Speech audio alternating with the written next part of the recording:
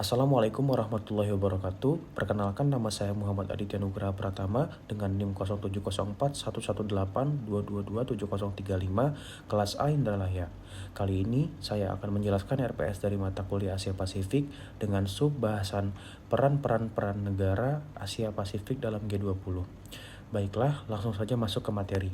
Grup 20 atau G20 merupakan forum utama untuk pemerintah dan gubernur bank sentral dari 19 negara dan Uni Eropa yang berfungsi untuk membahas dan mengkoordinasikan kebijakan ekonomi global.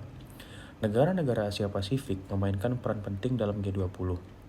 Mengingat kawasan ini adalah pusat pertumbuhan ekonomi global dan memiliki beberapa ekonomi terbesar di dunia. Dengan ketegangan geopolitik dan tantangan ekonomi yang terus berkembang, kontribusi dan peran-peran negara Asia Pasifik dalam forum ini sangatlah signifikan untuk membentukkan arah kebijakan ekonomi global. Artikel ini akan membahas peran utama negara-negara Asia Pasifik di G20. Bagaimana mereka mempengaruhi kebijakan global dan tantangan serta peluang yang mereka hadapi dalam forum ini. Selanjutnya, negara-negara Asia Pasifik termasuk China, Jepang, India, dan Indonesia memainkan peran yang sangat strategis dalam G20. China sebagai ekonomi terbesar kedua di dunia seringkali menjadi pemain utama dalam diskusi mengenai perdagangan internasional, perubahan iklim, dan reformasi sistem keuangan global. Keberadaan China dalam G20 tidak hanya mencerminkan kekuatan ekonominya, tetapi juga pengaruh politik yang semakin besar dalam menentukan kebijakan global. Jepang, sebagai salah satu ekonomi maju terbesar, memiliki peran penting dalam memajukan agenda inovasi teknologi dan keberlanjutan. Jepang aktif dalam mendorong pembahasan mengenai digitalisasi ekonomi dan inisiatif untuk perubahan iklim. Selama masa kepresidenannya di G20, Jepang telah memfokuskan agenda pada pertumbuhan ekonomi inklusif dan tantangan global seperti ketidakpastian perdagangan. India, dengan pertumbuhan ekonomi yang cepat dan populasi yang besar, memberikan perspektif penting tentang negara kebutuhan berkembang dan ekonomi yang sedang berkembang. India sering mengangkat isu-isu terkait pembangunan berkelanjutan, akses ke teknologi, dan keseimbangan dalam sistem perdagangan global. Perannya dalam G20 mencerminkan aspirasi untuk mendefinisikan ulang tata kelola ekonomi global agar lebih inklusif dan adil. Indonesia, sebagai negara dengan ekonomi terbesar di Asia Tenggara, juga memainkan peran yang sangat krusial dalam forum ini.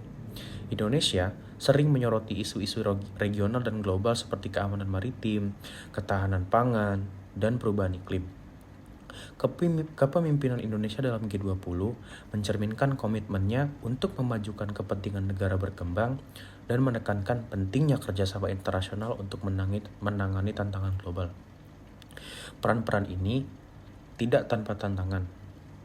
Negara-negara Asia Pasifik sering menghadapi tantangan dalam menyelaraskan kepentingan domestik mereka dengan tujuan global yang lebih luas. Ketegangan perdagangan, ketidakpastian geopolitik, dan perbedaan dalam prioritas ekonomi antar negara Asia Pasifik dan negara-negara G20 lainnya seringkali mempengaruhi efektivitas kolaborasi.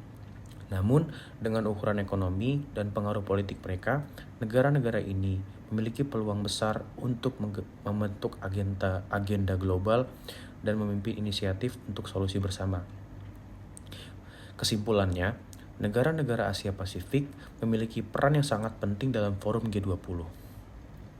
Mereka berkontribusi pada pembentukan kebijakan ekonomi global dan menghadapi tantangan bersama negara-negara lain.